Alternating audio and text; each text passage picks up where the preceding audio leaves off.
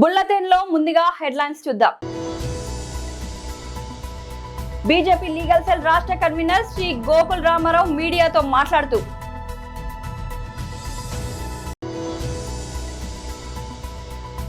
కొత్తపేటలో టీమ్స్ ఆసుపత్రి నిర్మాణ పనులను పరిశీలించిన బీఆర్ఎస్ నాయకులు. తాడపల్లిలోని పార్టీ కేంద్ర కార్యాలయంలో వైఎస్ఆర్సీపీ స్టేట్ ఎస్సీ సెల్ అధ్యక్షులు మాజీ ఎమ్మెల్యే టీజేఆర్ సుధాకర్ బాబు ప్రెస్ మీట్. ఒకవైపు శాంతి చర్చలు, మరోవైపు గాజాపై ఇజ్రాయెల్ బాంబుల వర్షం, 6 మృతి. బీజేపీ లీగల్ సెల్ రాష్ట్ర కన్వీనర్ శ్రీ గోకుల్ రామారావు మీడియాతో మాట్లాడుతూ ఇచ్చినారు. తర్వాత న్యాయవాదుల సమస్యలు చాలా మటుకు అన్నింటిని కూడా తీరుస్తామని చెప్పి, న్యాయవాదులు ఎదుర్కొంటున్నటువంటి సమస్యలను పరిష్కరిస్తామని చెప్పి చెప్పినారు. ఈ సమావేశం కేంద్ర న్యాయశాఖ మంత్రితో పాటు మన రాష్ట్ర బీజేపీ అధ్యక్షులు రామచంద్రరావు గారు, తర్వాత డాక్టర్ లక్ష్మణ్ గారు, కిషన్ రెడ్డి గారు, పార్లమెంట్ సభ్యులు రఘునందన్ రావు గారు, విశ్వేశ్వరరెడ్డి గారు కూడా పాల్గొనడం జరిగింది. ఈ సమావేశంలో దేశంలో ఉన్నటువంటి న్యాయవాదుల సమస్యలు ఏదైతే ఉన్నాయో, దాదాపు 30 లక్షల మంది న్యాయవాదులు ఉన్నారు. వాళ్లకు కేంద్ర ప్రభుత్వము ఇప్పటి వరకు కూడా ఏ ఇన్సూరెన్స్ కంపెనీ ఇన్సూరెన్స్ చేయడానికి ముందుకు రాలేదు. ఇప్పుడు నరేంద్ర మోడీ గారి నాయకత్వంలో న్యాయవాదులకు ఇన్సూరెన్స్ చేయడానికి ప్రభుత్వం ఒప్పుకుంది. ఈ ఇన్సూరెన్స్ వల్ల న్యాయవాదులందరూ కూడా, వారి కుటుంబ సభ్యులు కూడా బెనిఫిట్ పొందే అవకాశం ఉంది. అట్లాగే చాలా చిరకాలంగా ఉన్నటువంటి అడ్వకేట్స్ ప్రొటెక్షన్ యాక్ట్, వాటి గురించి కూడా నిన్న కేంద్ర న్యాయశాఖ మంత్రి మనకు క్లియర్గా చెప్పినారు. ఏంటంటే లా కమిషన్ని మేము పంపించినాము, లా కమిషన్ ఎగ్జామిన్ చేసింది. వాటి గురించి ఆ రిపోర్ట్ రాగానే న్యాయవాదులందరికీ కూడా న్యాయవాద రక్షణ చట్టం తీసుకొస్తాం, ప్రొటెక్షన్ యాక్ట్ తీసుకొస్తామని చెప్పి చెప్పడం జరిగింది. ఇది న్యాయవాదులకు ఎంతో శుభసూచకము. ఈ కొత్త యాక్ట్ను చాలా కాలంగా కూడా ఈ డిమాండ్ ఉంది. అడ్వకేట్స్ మీద హత్య చేయడం జరిగింది, న్యాయవాదులను అటాక్ చేయడం జరిగింది.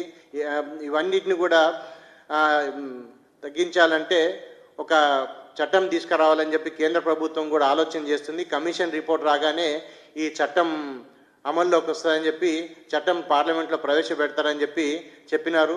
మిగతా విషయాలన్నీ కూడా మన బార్ కౌన్సిల్ వైస్ చైర్మన్ అనేటువంటి సునీల్ గౌడ్ గారు చెప్తారు.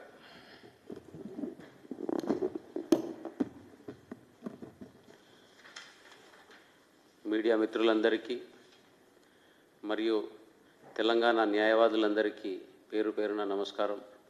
నిన్న మన సెంట్రల్ గవర్నమెంట్ యూనియన్ మినిస్టర్ గారు ఇక్కడ అలాయికి వచ్చేసి, పార్టీ ఆఫీస్కి వచ్చేసి, మరియు కిషన్ రెడ్డి గారు, మరియు డాక్టర్ లక్ష్మణ్ గారు, రఘునందన్ గారు, విశ్వేశ్వరరెడ్డి గారు, మరియు లాయర్ పార్టీ ప్రెసిడెంట్ మన రామచంద్రరావు గారు, మరియు బార్ కౌన్సిల్ చైర్మన్ మరియు కన్వీనర్ మరియు జాయింట్ కన్వీనర్ సమక్షంలో 250 మంది 300 మంది న్యాయవాదుల సమక్షంలో మన యూనియన్ లా మినిస్టర్ గారు ఓపెన్గా ఉన్నాయి 75 సంవత్సరాలలో జరగనివి ఈరోజు ఏమేం జరగబోతున్నాయి, లాయర్ల డిమాండ్స్ ఏమున్నాయి, బార్ కౌన్సిల్ ఆఫ్ ఇండియా తరఫున, స్టేట్ బార్ కౌన్సిల్స్ తరఫున, ఎంటైర్ కంట్రీ తరఫున ఏమేమి డిమాండ్స్ ఉన్నాయో అన్నీ ఓపెన్గా చెప్పి మేము కూడా నిన్న రిప్రజెంటేషన్ ఇవ్వడం జరిగింది. కొత్తపేటలో టీమ్స్ ఆసుపత్రి నిర్మాణ పనులను పరిశీలించిన బీఆర్ఎస్ నాయకులు. తెలంగాణ తొలి ముఖ్యమంత్రి కేసీఆర్ గారి నాయకత్వంలో కరోనా తర్వాత 100 ఏళ్ల ముందు చూపుతో హైదరాబాద్ నలుదిక్కుల 4 సూపర్ స్పెషాలిటీ ఆసుపత్రులు నిర్మించాలని ఆనాడు కేసీఆర్ గారి ప్రభుత్వం నిర్ణయించింది.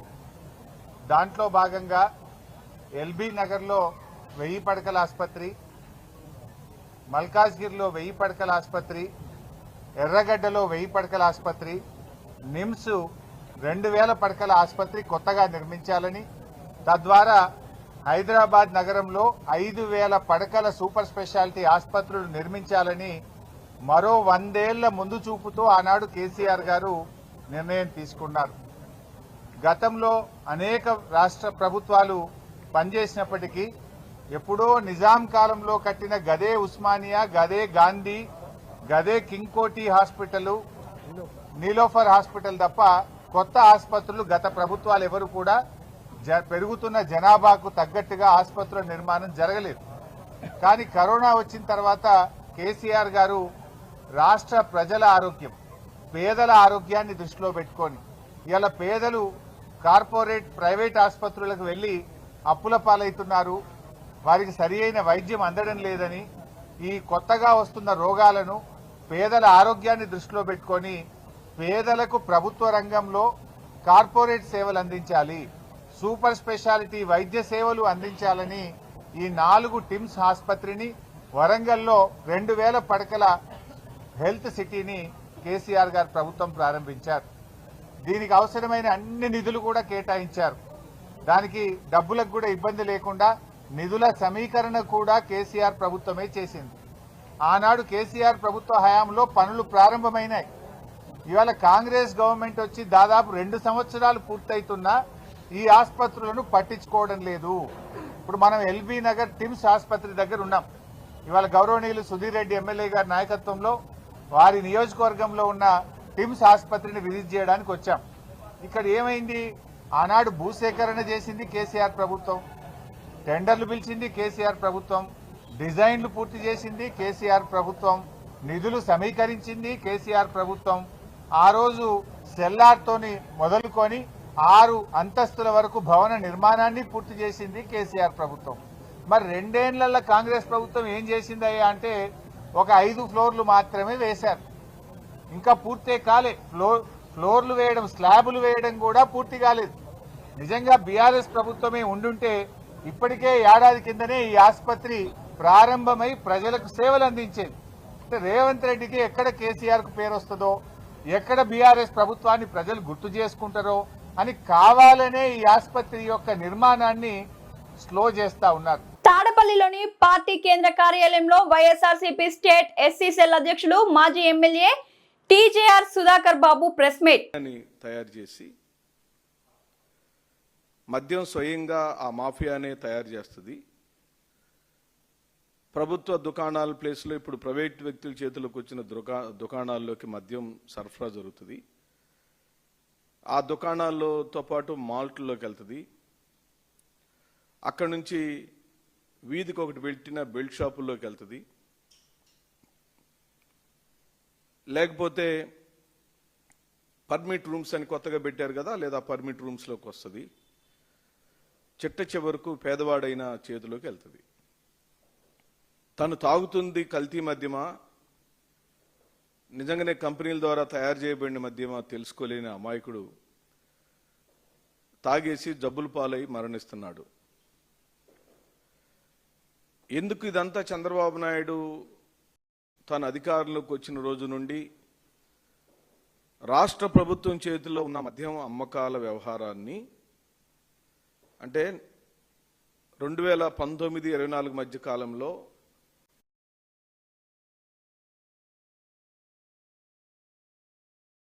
ముందుకొచ్చాం.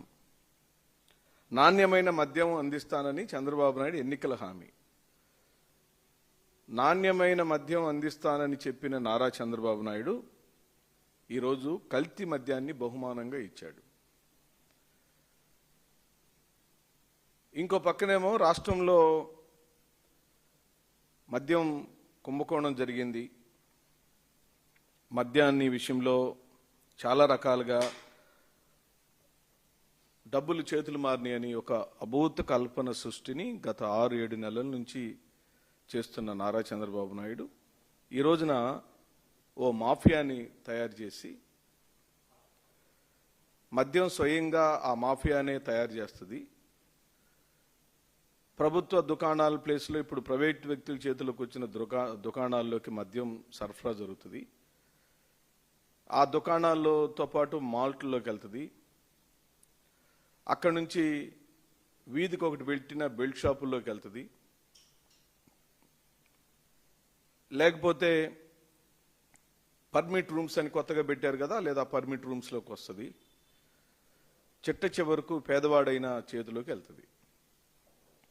తను తాగుతుంది కల్తీ మద్యమా, నిజంగానే కంపెనీల ద్వారా తయారు చేయబడిన మద్యమా తెలుసుకోలేని అమాయకుడు తాగేసి జబ్బుల పాలై మరణిస్తున్నాడు. ఎందుకు ఇదంతా? చంద్రబాబు నాయుడు తన అధికారంలోకి వచ్చిన రోజు నుండి రాష్ట్ర ప్రభుత్వం చేతిలో ఉన్న మద్యం అమ్మకాల వ్యవహారాన్ని, అంటే 2019-24 మధ్య కాలంలో వైఎస్ జగన్మోహన్ రెడ్డి గారి యొక్క ప్రభుత్వంలో ఈ రాష్ట్రంలోని మద్యం ప్రభుత్వం అమ్మింది. గాజాలో శాంతి స్థాపన కోసం అమెరికా అధ్యక్షుడు డొనాల్డ్ ట్రంప్ ప్రయత్నాలు ఫలించే సూచనలు కనిపిస్తున్న వేళ కూడా ఇజ్రాయెల్ తన దాడులను ఆపలేదు. శనివారం గాజాపై జరిపిన దాడుల్లో 6 పాలస్తీనియన్లు ప్రాణాలు కోల్పోయారు. ఈ పరిణామం శాంతి ప్రక్రియపై నీలి నీడలు కమ్ముకునేలా చేస్తోంది. స్థానిక అధికారుల కథనం ప్రకారం గాజా సిటీలోని ఓ ఇంటిపై జరిగిన దాడిలో 4, దక్షిణ గాజాలోని ఖాన్ యూనిస్లో జరిగిన మరో దాడిలో 2 మరణించారు. బందీల విడుదల, యుద్ధ విరమణ లక్ష్యంగా ట్రంప్ ప్రతిపాదించిన శాంతి ఒప్పందానికి హమాస్ సానుకూలంగా స్పందించిన కొద్ది గంటల్లోనే ఈ దాడులు జరగడం గమనార్హం. అంతకుముందు ట్రంప్ ప్రతిపాదించిన శాంతి ప్రణాళికకు హమాస్ అంగీకారం తెలపడంతో ఇజ్రాయెల్ కూడా ఒప్పందంలోని మొదటి దశను తక్షణమే అమలు చేయడానికి సిద్ధమవుతున్నట్లు ప్రధాని బెంజామిన్ నేతన్యాహు కార్యాలయం ప్రకటించింది. బందీల విడుదలను ఈ దశలో చేపట్టనున్నారు. ఈ పరిణామాలపై డొనాల్డ్ ట్రంప్ స్పందిస్తూ, హమాస్ శాశ్వత శాంతికి సిద్ధంగా ఉందని నేను నమ్ముతున్నాను. బందీలను సురక్షితంగా బయటకు తీసుకురావడానికి ఇజ్రాయెల్ తక్షణమే గాజాపై బాంబు దాడులను ఆపాలి అని తన ట్రూత్ సోషల్ ప్లాట్ఫామ్లో పిలుపునిచ్చారు. ఇది కేవలం గాజాకు సంబంధించింది మాత్రమే కాదని, మధ్యప్రాచ్యంలో దీర్ఘకాల శాంతికి సంబంధించిన విషయమని ఆయన వివరించారు. ట్రంప్ విజన్ కు అనుగుణంగానే యుద్ధాన్ని ముగించడానికి తాము సహకరిస్తామని నేతన్యాహు కార్యాలయం తెలిపింది. అయితే ఒకవైపు బందీల కుటుంబాలు యుద్ధాన్ని ఆపాలని ఒత్తిడి చేస్తుండగా, మరోవైపు సంకీర్ణ ప్రభుత్వంలోని తీవ్రవాద వర్గాలు దాడులను కొనసాగించాలని డిమాండ్ చేస్తున్నాయి. నేతన్యాహు తీవ్రమైన రాజకీయ ఒత్తిడిని ఎదుర్కొంటున్నారు. 2023 అక్టోబర్ 7న హమాస్ జరిపిన దాడితో ఈ యుద్ధం ప్రారంభమైన విషయం తెలిసిందే. ఆ దాడిలో 1200 మంది ఇజ్రాయెల్ పౌరులు మరణించగా 251 మందిని బందీలుగా తీసుకెళ్లారు. అప్పటి నుంచి ఇజ్రాయెల్ జరుపుతున్న సైనిక చర్యల్లో గాజాలో 66,000 మందికి పైగా పాలస్తీనియన్లు మరణించినట్లు అక్కడి ఆరోగ్య శాఖ అధికారులు చెబుతున్నారు. డాక్టర్ బిఆర్ అంబేద్కర్ కోనసీమ జిల్లా రామచంద్రపురంలో కూటమి ప్రభుత్వం ద్వారా మరో హామీ నెరవేరుతున్న ఆటో డ్రైవర్ల సేవలు. Auto rickshaw, maxi cab, motor cab డ్రైవర్లకు ఏడాదికి 15,000 రూపాయల ఆర్థిక సాయం అందిస్తున్న తెలుగుదేశం పార్టీ ఈ రోజు రామచంద్రపురం ఆటో డ్రైవర్ల ర్యాలీలో కూటమి ప్రభుత్వ నాయకులు వాసంశెట్టి సత్యం, అమలాపురం పార్లమెంట్ సభ్యులు గంటి హరీష్ ఆటో ర్యాలీలో పాల్గొన్నారు. అనంతరం లయన్స్ కళ్యాణ మండపంలో ఆటో డ్రైవర్ల సమావేశం ఏర్పాటు చేసి ఈ రోజు నారా చంద్రబాబు నాయుడు చేతుల మీదుగా రాష్ట్రంలో ప్రతి ఒక్క ఆటో డ్రైవర్ కు 15,000 రూపాయల చొప్పున మొత్తం 2,10,00,000 రూపాయలు నేరుగా ఆటో డ్రైవర్ల బ్యాంక్ అకౌంట్లకి జమ చేయబడినది అని హరీష్ మాట్లాడారు. ఈ కార్యక్రమంలో నియోజకవర్గం జనసేన ఇన్ఛార్జ్ పోలిశెట్టి చంద్రశేఖర్, తెలుగుదేశం సీనియర్ నాయకులు Satyam, Vasamsetti foundation chairman, municipal commissioner, auto సంఘాల నాయకులు, ఆర్డీఓ అఖిల, పార్టీ నాయకులు హాజరయ్యారు. ఈరోజు ఈ విషయానికి వచ్చే ముందు పెద్దలందరూ కూడా మాట్లాడడం జరిగింది. కానీ కొన్ని విషయాలు మీ అందరికీ మీ దృష్టికి తీసుకురావాలనే ఉద్దేశంతో ఏ విధంగా ఆనాడు మహనీయులు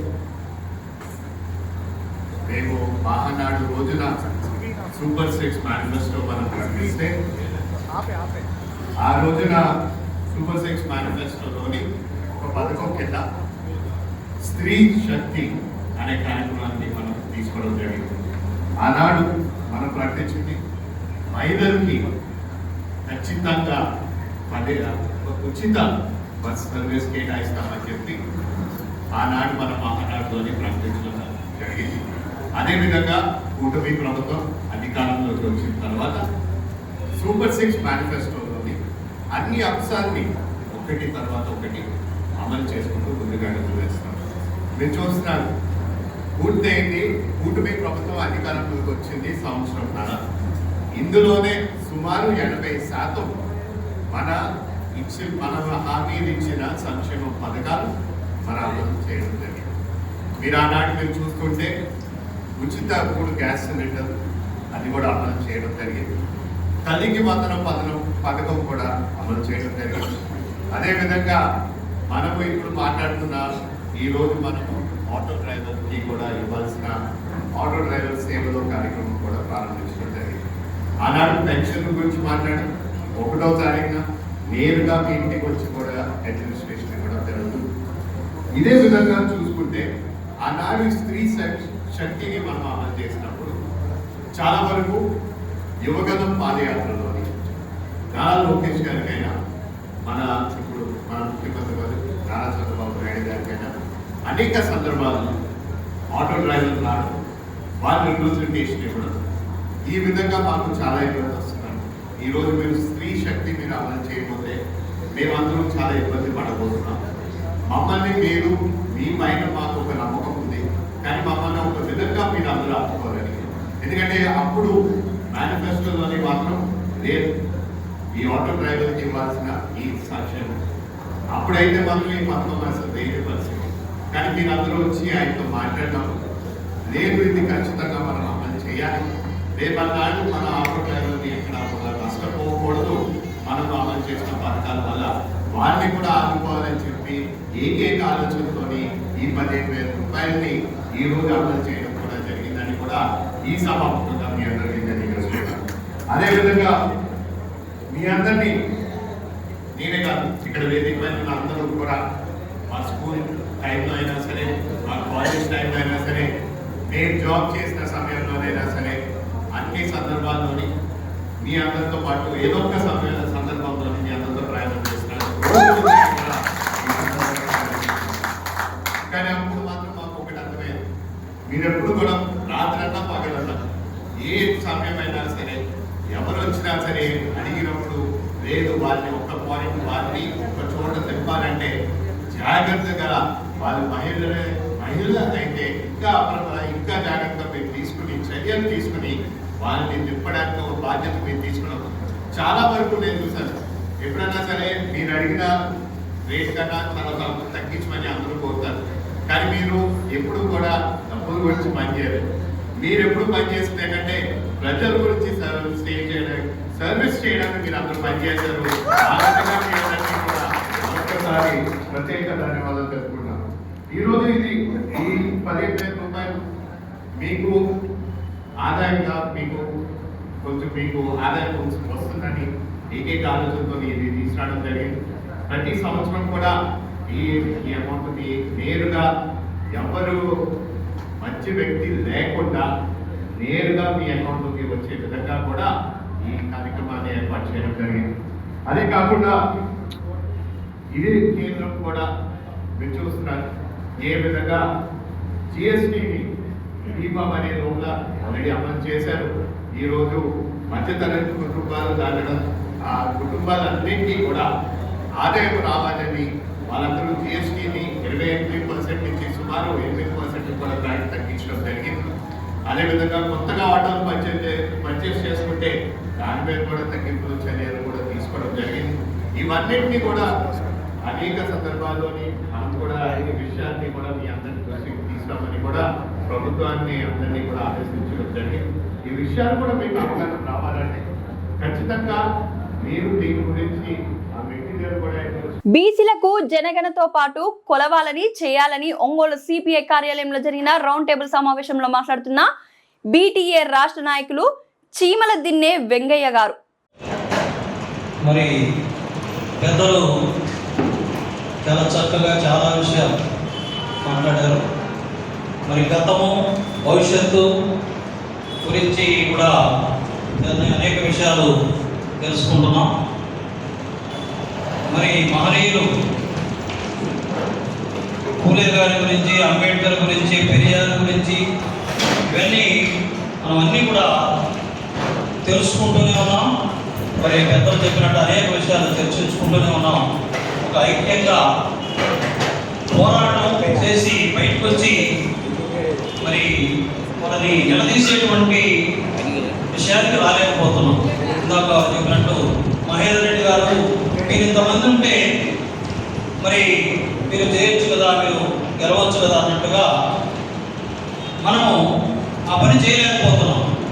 అందుకే వాళ్ళు మరి వేల సంవత్సరాల నుంచి వారు వేసుకున్న పథకం ప్రకారం మరి భారతదేశాన్ని నిర్వీర్యం చేసే విధంగా మరి వృత్తులుగా మరి విభజన పరంగా చేసి ఈరోజు మనకి ఈ స్థితి భారతదేశాన్ని కానీ ఈ స్థితికి తీసుకొచ్చారు. వారు లేస్తే దేశభక్తి అంటారు, లేకపోతే ఇంకొకటి అంటారు. ఇట్లాగే ఉండాలి భారతదేశం, ఈ సంపద సృష్టించాలని మేము ఈ విధంగా చేయాలి అని చెప్తూ ఉంటారు. అయితే మనము ఆ రోజుల్లో ఉన్నటువంటి పరిస్థితుల్లో మహనీయులు కొంతవరకు పోరాడారు ఆ రోజుల్లోనే. అప్పుడు ఇలాగ జరుగుతూ ఉంది. పెరియార్ లాంటి వారు కానీ ఎవరైనా ఇలాంటి సమావేశాల్లో ఇటువంటి విషయాలు లేవనెత్తినప్పుడు అవన్నీ పక్కన పెట్టడం కాదు. ఇక ఇప్పుడు జరగబోయి అట్లా మనల్ని మభ్య పెడుతూ ఇలాంటి స్థితికి వచ్చారు. కాబట్టి మనం అడుక్కునే విధానంలో ఎంతవరకు ఎంతకాలం ఉన్నప్పటికీ ఇలాగే ఉంటుంది. మరి ఇందాక ఆచార్య గారు చెప్పినట్టు, మహేంద్ర రెడ్డి గారు అన్నట్టు అటువంటి స్థితికి మనం మరి నిలబడగలిగితే మార్పు వస్తుంది. లేని పక్షంలో ఎంతకాలమైనా మనం ఇలాగే అడుక్కుంటూ ఉండాల్సి వస్తుంది. వాళ్ళు మాత్రం ఏదో భిక్ష వేసినట్టు చేయవలసి వస్తుంది. అందుకని మనము స్థానిక సంస్థల్లో మరి ఇంతమంది మనం జనాభా ఉన్నామని చెప్తున్నాం. మనకు నచ్చిన వ్యక్తిని, నిజాయితీ కలిగిన వ్యక్తిని, ఎవరైతే సమర్థులు ఉన్నారో అలాంటి వారిని మనం ఎంచుకొని మనం గెలిపించుకోగలిగే స్థితి. బుల్లెటిన్ ముగించే ముందు హెడ్లైన్స్ మరోసారి. బీజేపీ లీగల్ సెల్ రాష్ట్ర కన్వీనర్ శ్రీ గోకుల్ రామారావు మీడియాతో మాట్లాడుతూ